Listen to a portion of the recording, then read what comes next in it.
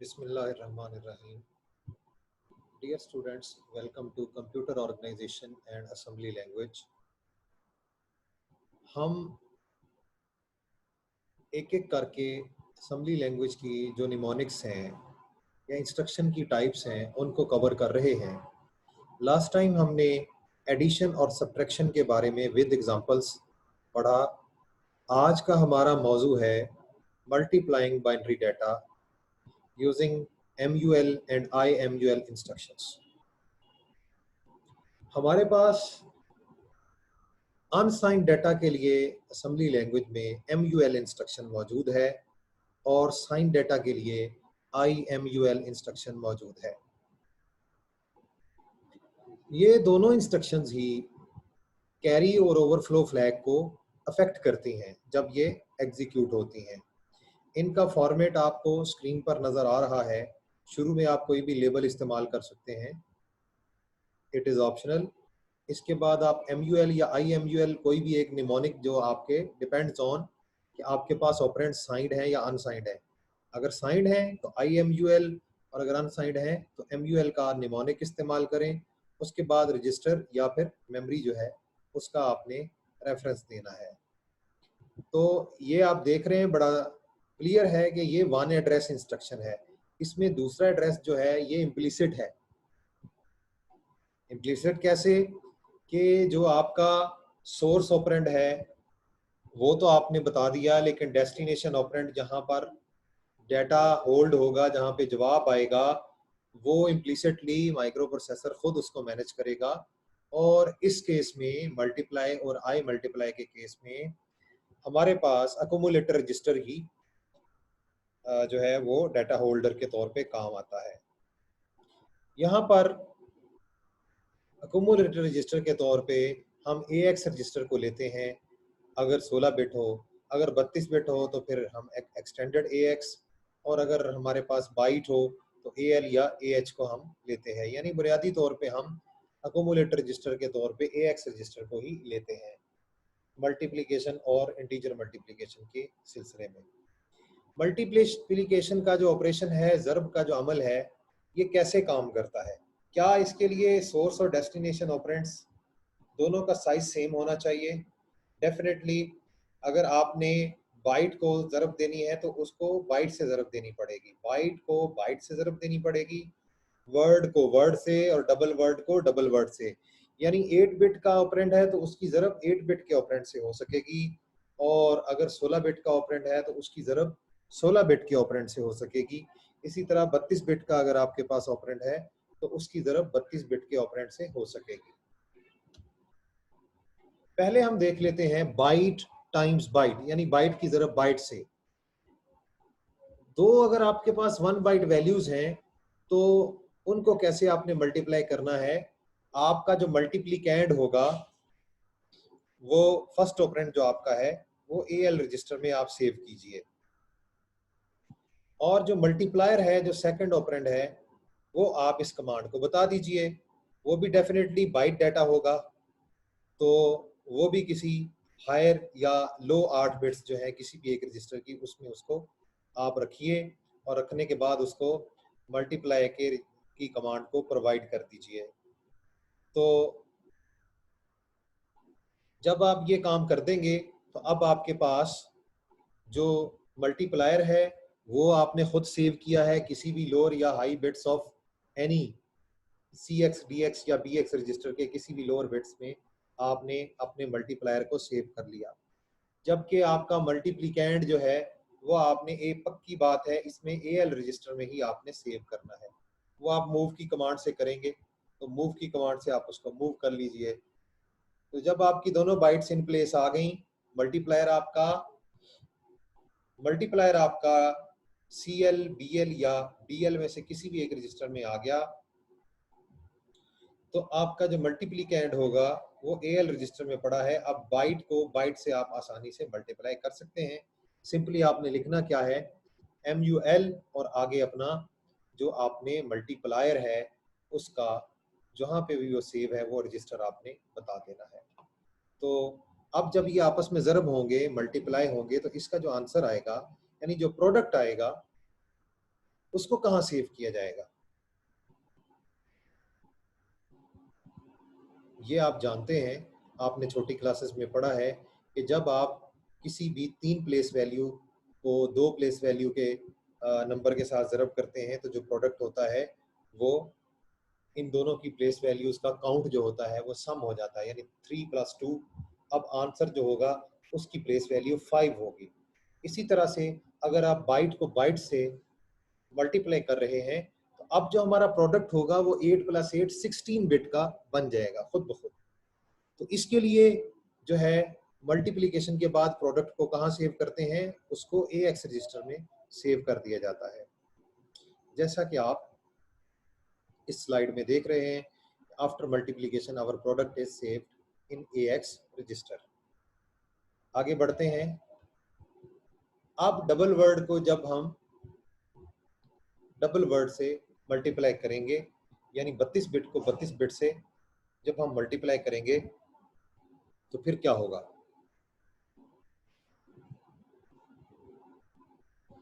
इसमें भी चूंकि हमारे पास जो AX रजिस्टर है वही मल्टीप्लिकेंड को होल्ड करता है, तो यहाँ पर हम EAX रजिस्टर में अपना 32 बिट का मल्टीप्लिकेंड स्टोर कर लेंगे और मल्टीप्लायर को किसी भी EDX, ECX और EBX रजिस्टर में से किसी भी एक रजिस्टर में आप सेव कर देंगे।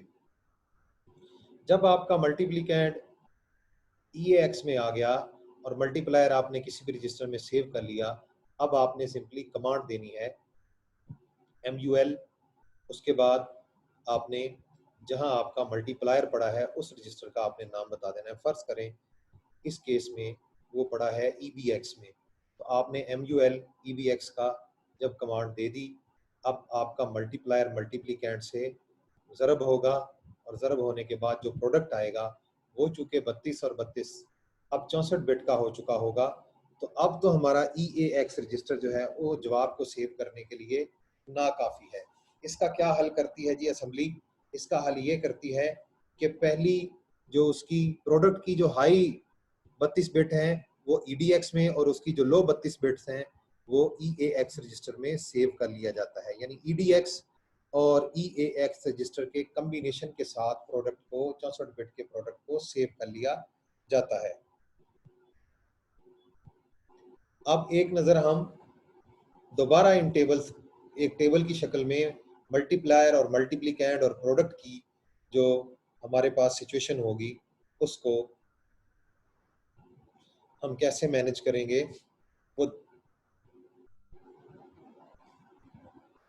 वो देख लेते हैं। आप टेबल देख रहे हैं, इसमें पहला कॉलम है इंस्ट्रक्शन, दूसरे कॉलम में मल्टीप्लायर का साइज दिया गया है, तीसरे कॉलम में मल्टीप्लिकेंड की पोजीशन दी गई है और चौथा कॉलम जो है वो प्रोडक्ट की पोजीशन को बता रहा है। जबकि हम देखते हैं कि MUL CL, इस इंस्ट्रक्शन में हमारे पास मल्टीप्लायर है CL और मल्टीप्लायर का साइज है बाइट यानी 8 बिट्स और मल्टीप्लिकेंड किस पोजीशन पर है, वो AL में मौजूद है। तो CL को जब AL से मल्टीप्लाई किया गया तो ये जो प्रोडक्ट आया ये 16 बिट का हो गया, इसको AX रजिस्टर में सेव कर लिया गया।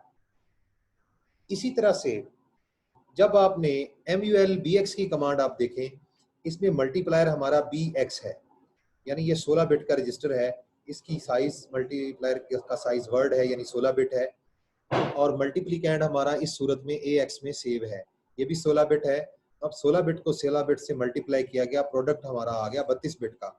अब 32 बिट के लिए AX नाकाफी है, इसके लिए हम इसकी जो लोअर 16 बिट्स होंगी वो AX रजिस्टर में रखेंगे प्रोडक्ट की, और जो प्रोडक्ट की हायर 16 बिट्स होंगी वो DX रजिस्टर में हम सेव करेंगे। इसी तरह पिछली स्लाइड पे आपको मैं मल्टीप्लाई विद EBX वगैरह बता चुका हूँ, एक बार फिर इसको मैं बताए देता हूँ। MUL EBX, इस कमांड में हमारे पास मल्टीप्लायर 32 बिट का है जो कि EBX रजिस्टर में सेव है और डबल वर्ड यानी 32 बिट उसकी साइज है, और हमारा मल्टीप्लिकेंड जो है वो EAX रजिस्टर में है, दोनों 32 बिट के हैं। तो 32 को 32 से जब हम ज़रब देंगे तो 64 बिट का हमारा प्रोडक्ट बन जाएगा। उसको सेव करने के लिए प्रोडक्ट की लो जो 32 बिट्स होंगी वो EAX रजिस्टर में, और जो हाई 32 बिट्स होंगी वो EDX रजिस्टर में सेव कर ली जाएंगी। अब इसकी एक दूसरी एग्जांपल है जिसमें हम डायरेक्ट एड्रेसिंग मोड में अपने मल्टीप्लायर को मेमोरी में कहीं ना कहीं पहले से डिफाइन कर रखते हैं।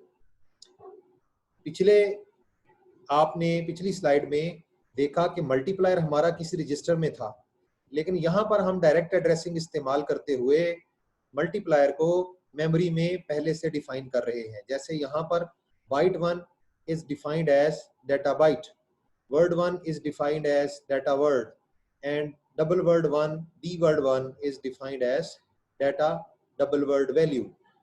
तो अब इनको जो कमांड्स मिलेंगी, MUL बाइट 1, यहाँ पर मल्टीप्लायर बाइट 1 है जो कि एक मेमोरी की लोकेशन है, तो मल्टीप्लिकेंड जो है उसकी जगह नहीं बदल रही। वो देखें तीनों रोज में AL, AX और EAX ही है। यहाँ पर हमारा मल्टीप्लायर मेमोरी में पड़ा है लेकिन मल्टीप्लिकेंड स्टिल हमारा AL में पड़ा है। दोनों को ज़रब दी तो जवाब हमारा स्टिल AX में मौजूद है। इसी तरह से वर्ड 1 ये मेमोरी की लोकेशन है, इसको हम AX में, हमारा जो मल्टीप्लिकेंड सेव है इसमें कोई तब्दीली नहीं आई, वो AX में ही पड़ा है। इसको इससे हमने ज़रब दी तो हमारा जो प्रोडक्ट है वो DX और AX के कम्बिनेशन में एज इट इज़ जैसे पहले था वैसे ही सेव है। इसी तरह से जो हमारा डबल वर्ड डी वर्ड 1 है ये मेमोरी की लोकेशन है, लेकिन हमारा मल्टीप्लिकेंड स्टिल EAX रजिस्टर में मौजूद है, इसमें कोई तब्दीली नहीं।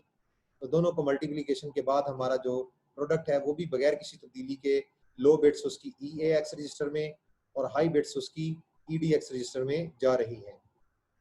डियर स्टूडेंट्स, अब हम इनकी एग्जांपल्स को, मल्टीप्लिकेशन की एग्जांपल्स को देख लेते हैं।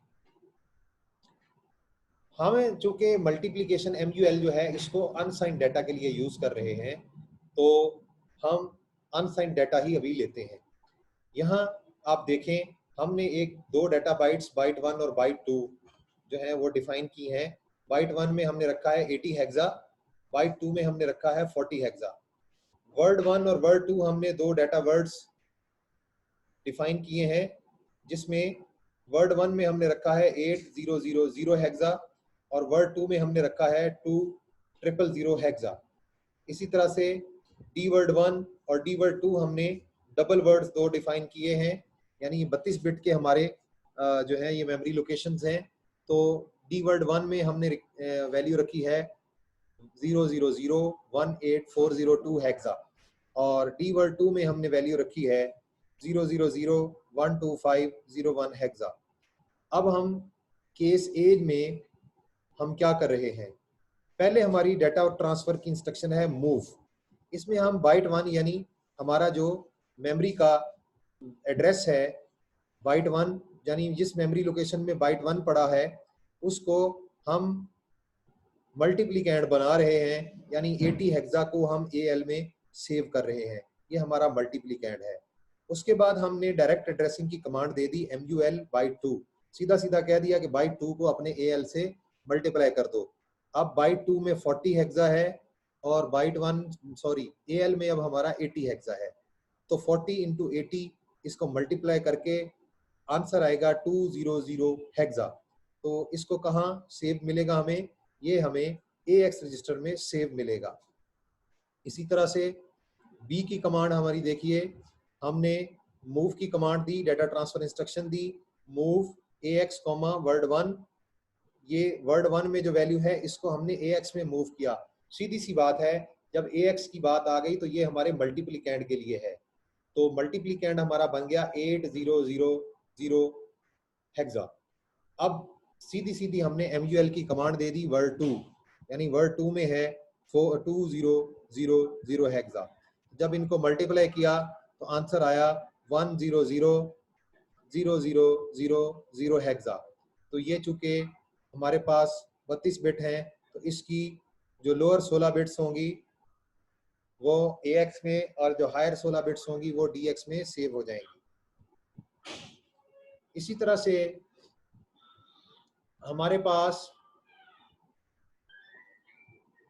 मूव की कमांड है जो कि बाइट 1 को AL में मूव कर रही है और बाइट 2 से मल्टीप्लाई कर रही है। 80H को मल्टीप्लाई कर रहे हैं 40H से, तो 2000H जो है और हमारा AX रजिस्टर में मूव हो जाएगा। ये वही पिछली जो हमारी स्क्रीन है ये उसी की एक्सप्लेनेशन है।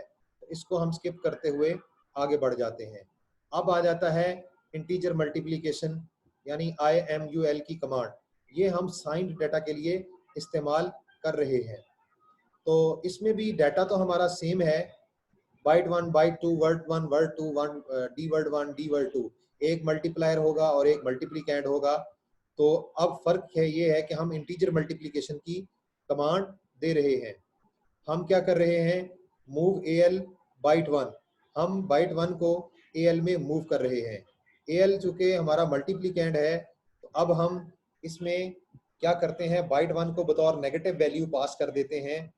तो अब जब इंटीजर मल्टीप्लिकेशन बाइट 2 की होगी तो नेगेटिव वैल्यू को पॉजिटिव वैल्यू के साथ जब मल्टीप्लाई किया जाएगा तो हमारा जवाब जो होगा वो E000 हेक्सा के तौर पे लिया जाएगा। आप सोच रहे होंगे मैंने कहीं भी नेगेटिव साइन तो 80 हेक्सा में शो नहीं किया, तो मैं ये क्यों कह रहा हूँ कि ये वैल्यू बतौर नेगेटिव जो है हमने मल्टीप्लिकेंड में रखी है। बड़ी सिंपल बात है, मैंने आपको शुरू में जो बाइनरी डाटा जो है उसमें उसकी एक्सप्लेनेशन में बताया था कि जो हमारा अनसाइंड डाटा होता है डियर स्टूडेंट्स, उसमें 8 की 8 बिट्स जो हैं वो सारी डाटा बिट्स होती हैं।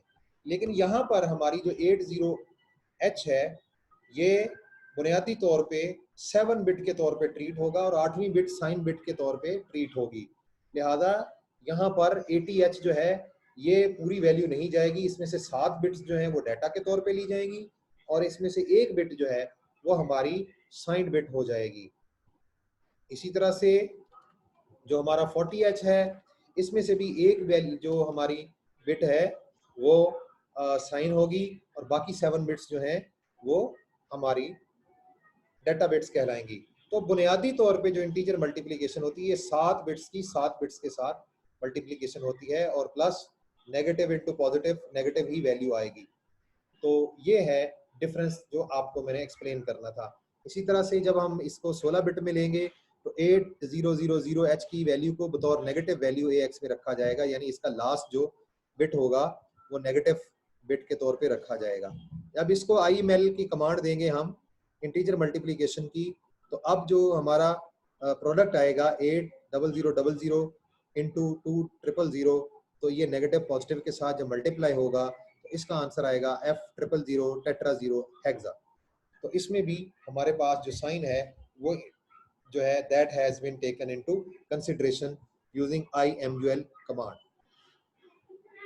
तो ये पिछली हमारी जो स्लाइड है इसकी एक्सप्लेनेशन है कि हमारे पास -128 जो है इसको +64 डेसिमल में जब हम इसको मल्टीप्लाई करते हैं तो हमारे पास आंसर आता है -8192। इसको जब हेक्सा में कन्वर्ट किया तो E000 आ गया। इसी तरह से जब हम 8000 हेक्सा को 2000 हेक्सा के साथ मल्टीप्लाई करते हैं तो हमारे पास आंसर आ जाता है F000 टेट्रा 0 हेक्सा। तो ये हमारी इंटीजर मल्टीप्लिकेशन की कमांड थी। अब इसी तरह से हमारे पास मल्टीप्लिकेशन की इंस्ट्रक्शंस के पिछले दो फॉर्मेट्स के अलावा जो 286 और 386 प्रोसेसर से इन्होंने 3 दूसरे फॉर्मेट भी इंटीजर मल्टीप्लिकेशन इंस्ट्रक्शंस के लिए इमीडिएट एड्रेसिंग मोड को इस्तेमाल करते हुए मुतारफ करवाए थे, जिसमें रिजल्ट्स जो थे वो कुमुलेटर रजिस्टर के अलावा भी कहीं सेव हो सकते थे। तो वो आपको यहाँ पर नजर आ रहे होंगे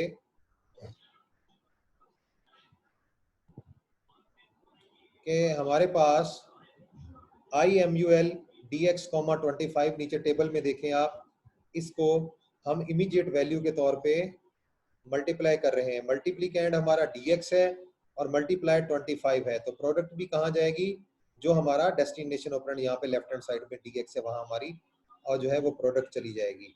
इस तरह से ECX और आगे मल्टीप्लिकेंड है और ,25, इसमें हमारे पास क्या है कि ये हमारी 3 एड्रेस इंस्ट्रक्शन है। इसमें मल्टीप्लायर हमारा 25 है और मल्टीप्लिकेंड यहाँ पर एक जो है वो मेमोरी लोकेशन है।